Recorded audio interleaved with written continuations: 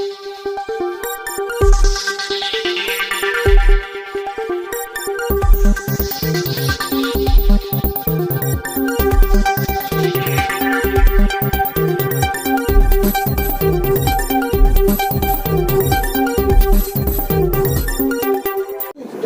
मेरा मानना ये है कि जो निर्माण अवैध है वो टूटना चाहिए, वो चाहे हिंदू का हो या मुसलमान का हो। मुसलमान जब किसी अपराध में इन्वॉल्व मिलता है तब आप उसकी जांच करते हो, तब उसकी प्रॉपर्टी आपको अवैध नजर आती है? उससे पहले वो अवैध नहीं था। मैं इसलिए कह रहा हूँ कि ये बुलडोजर की कार्रवाई जो है ये सबके साथ होनी चाहिए, बराबर से होनी चाहिए, किसी के साथ ज्यादती नहीं होनी चाहिए। वो तमाम लोग सर्वे होना चाहिए। मैं कहता हूँ कि बरेली की बात नहीं कर रहा हूँ, मैंने लखनऊ में मैंने बहुत मालूमात की, 90% बिल्डिंग्स जो हैं वो अवैध हैं, पीडीए से जिनका नक्शा दुरुस्त पास नहीं हुआ है। अगर बुलडोजर अवैध चलाना शुरू कर दिया तो खंडन हो जाएगा देश, क्योंकि देश की अक्सर बिल्डिंग है उनके पास नक्शे पास नहीं है, और जिनके नक्शे पास है उन्होंने उससे ज्यादा बनाया हुआ है। तो बुलडोजर की कार्रवाई से बेहतर ये है कि बिल्डिंग के तोड़ने से, बिल्डिंग जो है वो देश की संपत्ति है, वो देश की संपत्ति है। बुलडोजर नहीं चलना चाहिए, बल्कि कानूनी कार्रवाई जो बनती है, बिल्डिंग जब्त कर लो, बिल्डिंग किसी हिंदू को दे दो, किसी गरीब को दे दो, लेकिन उसको बुलडोजर नहीं चलना। कि आपके प्रदर्शन में भी इसी तरह का कोई हंगामा होता तो आप खुद समझदार हैं, ये पूरा ओनस आपके ऊपर में जाएगा। मैंने प्रदर्शन की इजाजत ली है, मिल गई प्रदर्शन की इजाजत ली है, और प्रदर्शन की इजाजत मुझे जुमे के बजाय इतवार की दी गई है। और मैं ये मानता हूँ कि जुमा मेरे लिए बहुत इम्पोर्टेंट है, लेकिन जुमे का खौफ मैं चाहता हूँ कि लोगों के दिलों से निकले, जो जुमे का खौफ है वो निकले, तो मैं इतवार को प्रोग्राम कर दूंगा, मुझे कोई दिक्कत नहीं।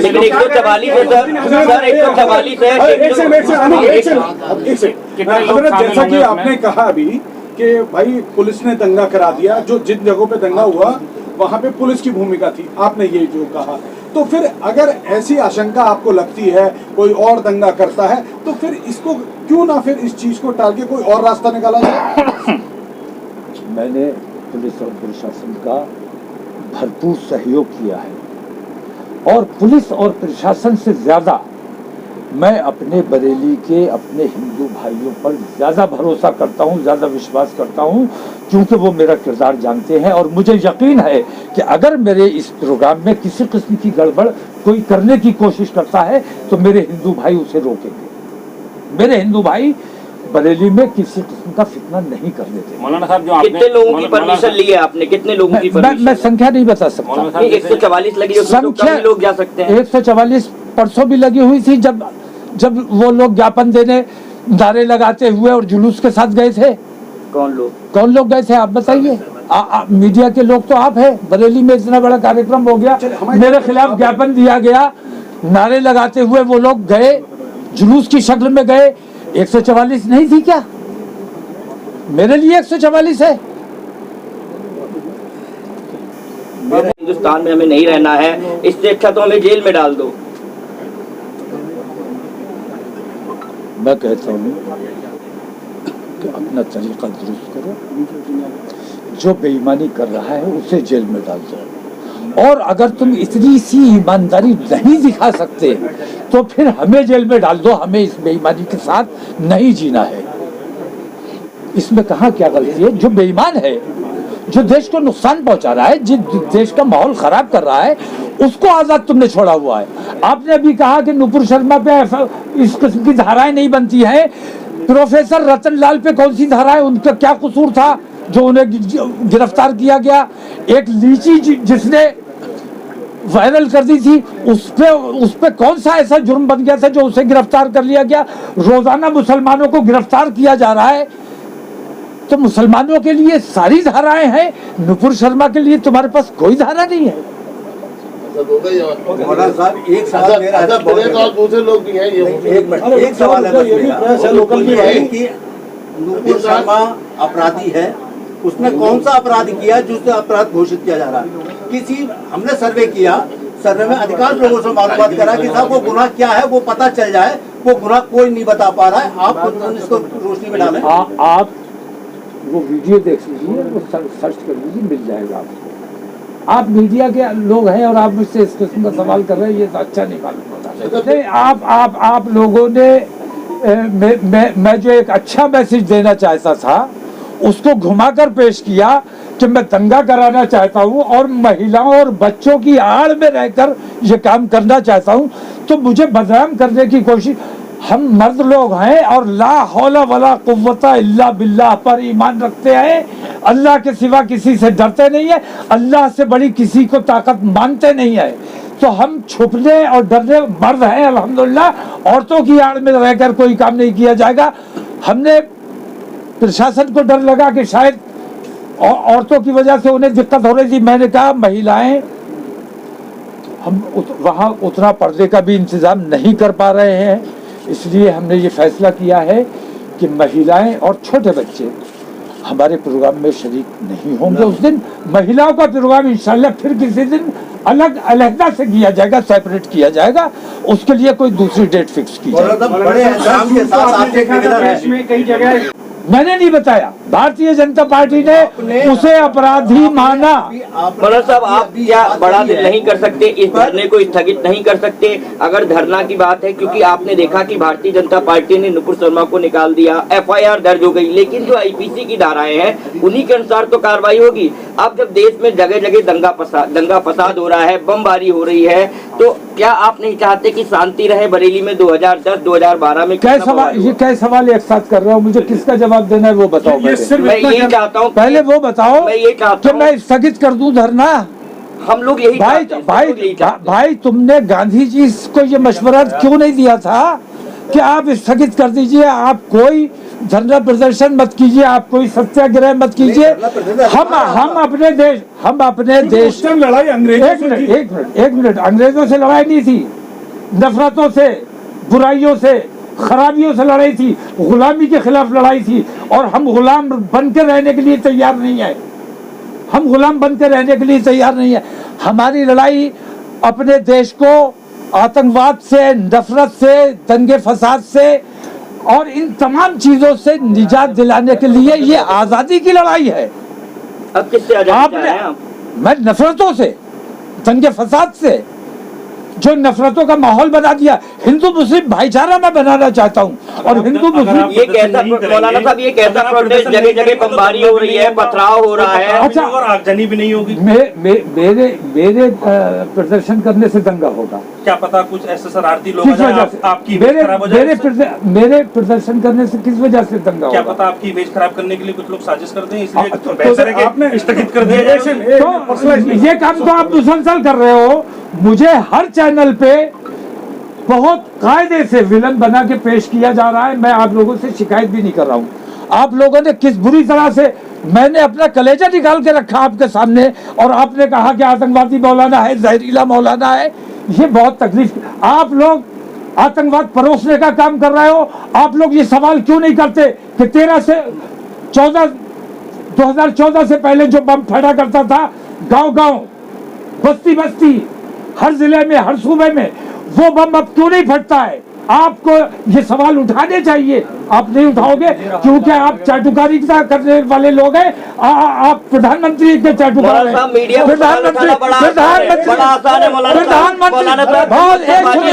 पहले बात सुनो, ये तरीका गलत है। पहले बात सुनो, मैं तुम्हारे चैनल के जरिए ये कहना चाहता हूँ कि प्रधानमंत्री तक सही संदेश पहुंचाना। प्रदर्शन कम शब्दों में जरा ये बताएं, किस दिन होगा, क्या मुद्दे रहेंगे?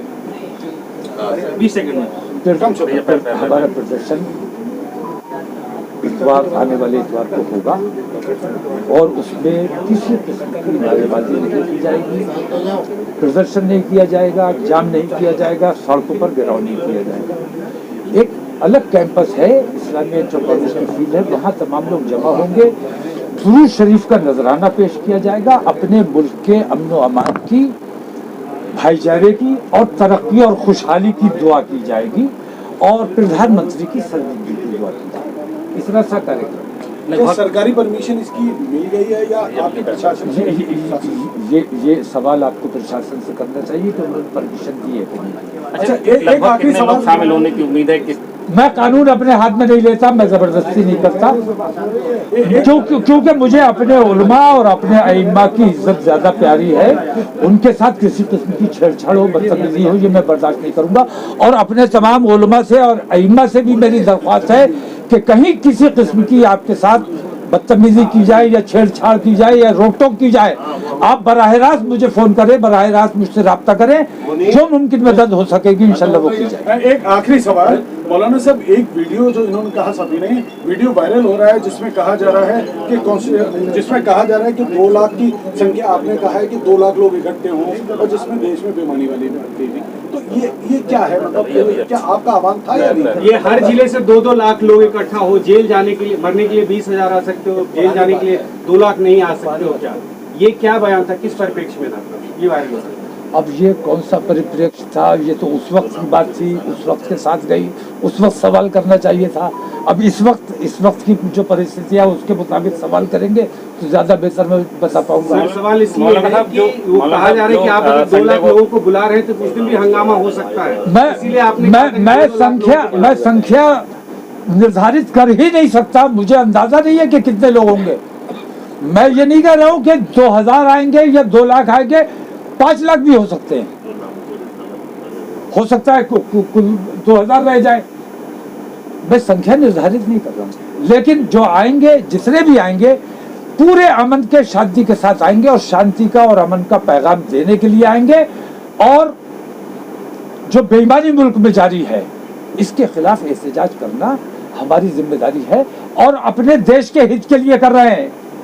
मैं बार बार ये बात कह रहा हूं कि मैं अपने देश को, मेरे देश के प्रधानमंत्री को, का प्रदर्शन मैंने पिछले शुक्रवार को रखा था, लेकिन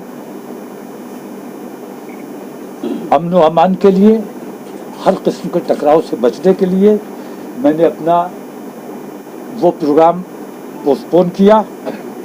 इस जुमे को रखा, लोगों में खौफ और दहशत फैलाने की कोशिश की गई। पुलिस ने हमारे उलमा को, हमारे अइम्मा को मस्जिदों जाके टेरराइज करने की कोशिश की। ये तरीका अच्छा नहीं है। कॉल मेरी है, मैंने बुलाया है, जो बात करनी है मुझसे करो। उन लोगों को डराने धमकाने और मुकदमों का खौफ दिखाने और बुलडोजर का खौफ दिखाने की कहाँ गुंजाइश बनती है? मैं बैठा हूँ, बुलडोजर चलाओ या गोली चलाओ, मुझ पर चलाओ। लेकिन जिला प्रशासन से अभी मेरी मीटिंग हुई, उन्होंने अपनी कुछ दिक्कतें बताई। अपने उलमा के किसी भी किस्म की, हम अपने उलमा को दिक्कत में नहीं डालना चाहते, अपने इमामों को दिक्कत में नहीं डालना चाहते। और हम ये बताना चाहते हैं, जिला प्रशासन को भी ऐसा लगता है शायद कि जुमा होगा तो भीड़ बहुत ज़्यादा होगी। ये उनकी गलतफहमी है। रसूल आज़म की शान का मामला है और हर वो शख्स जो अपने रसूल से जरा सी भी मोहब्बत उसके दिल में है, उसका दिल बेचैन है। और जुमे को बुलाया जाए या इतवार को बुलाया जाए, जिस दिन भी बुलाया जाएगा इंशाल्लाह हर जुमे से ज़्यादा भीड़ इंशाल्लाह आ जाएगी। तो मैंने कहा ठीक है, तुम्हें अगर जुमे से डर लगता है, और मैं देख रहा हूँ हुकूमत भी जुमे से खौफजदा हो गई है, जुमे से डर लगने लगा है, तो जुमे का डर निकालना हुकूमत के दिल से, हिंदूवादी संगठनों के दिल से, जुमे का खौफ निकालने की नीयत से मैंने ये फैसला किया है कि जुमे को प्रदर्शन ना करके हमारा ये प्रोग्राम जो है यौम दुरूद का, ये इतवार को किया जाएगा। और उसी अमन व अमान के साथ, उसी अमन पसंदी के साथ, उसी भाईचारे के जज्बे के साथ और उसी रसूल आज़म पर अपनी जान निछावर करने के जज्बे के साथ, अमन के साथ, किसी से छेड़छाड़ नहीं। क्योंकि रसूल आज़म की तालीम यह है कि खुद परेशानी उठा लो लेकिन अपने पड़ोसियों को परेशान मत होने दो। किसी के साथ कोई छेड़छाड़ नहीं। पुलिस से हमारा कोई झगड़ा नहीं है, शासन प्रशासन से कोई झगड़ा नहीं है। हमारी मांग है हुकूमत हिंद से, हुकूमत हिंद हमारी बात सुने, हमारी बात माने, और जब तक वो नहीं मानेंगे हमारा ये प्रदर्शन जारी रहेगा, इसको कोई नहीं रोका जा सकता। मौलाना साहब, आपने ये कहा था, जोड़ दूं, क्या देश हित में कुछ और फैसला लिया? ऐसा है, हम देश हित वाले लोग हैं और देश का अमन व अमान हमारी प्राथमिकता है। देश में अफरा तफरी का माहौल न बने, देश में भाईचारे का माहौल बना रहे, हिंदू मुसलमान टकराव की नौबत न आए, इसका हमने सबूत भी दिया। पिछले जुमे को हमने सबूत भी दिया। हिंदू समाज का जो कार्यक्रम था उसकी वजह से हमने अपनी तारीख हटाई। लोगों में नाराजगी भी हुई लेकिन हमने उन्हें समझाया। तो हम मुसलसल, मैं अपने देश से प्यार करता हूँ और मैं अपने बरेली से प्यार करता हूँ। बल्कि मैं यूँ कहूँ कि मेरा शहर, मेरा बरेली ही मेरा देश है, यही मेरी मातृभूमि है और मैं इसका अमन व अमान किसी भी कीमत पे, बरेली का अमन बर्बाद होने का मतलब है देश का अमन बर्बाद होना। तो वो लोग जिनके ऊपर देश की जिम्मेदारी है, देश के अमन व अमान की जिम्मेदारी है, देश की तरक्की और खुशहाली की जिम्मेदारी है, वो लापरवाही से काम कर रहे हैं। हमारा एहतजाज उनके खिलाफ है। हम नुपुर शर्मा की बात नहीं कर रहे, नुपुर शर्मा की गिरफ्तारी की भी मांग नहीं कर रहे। हम सिर्फ प्रधानमंत्री से इतना क्लैरिफिकेशन चाहते हैं कि उनकी पॉलिसी क्या है, वो क्या चाहते हैं, क्या मैसेज देश और दुनिया को देना चाहते हैं। एक जिसने अपराध किया है उसकी सरपरस्ती करने का मतलब क्या है। हमें इस तरह सा क्लैरिफिकेशन चाहिए। जिस दिन प्रधानमंत्री अपनी जबान खोल देंगे, अपने बयान जारी कर देंगे, उसके बाद हम कोई धरना प्रदर्शन नहीं करेंगे, कोई एहतजाज नहीं किया जाएगा। नुपुर शर्मा को गिरफ्तार करो या ना करो, हमें कोई दिक्कत नहीं, लेकिन सरकार को वजाहत करनी चाहिए कि सरकार देश को किस राह पर ले जाना चाहती है। इसलिए सी हमारी दरख्वास्त है प्रधानमंत्री जी से कि उन्हें अपना मौन तोड़ना चाहिए और देश के बारे में कोई फैसला करना चाहिए।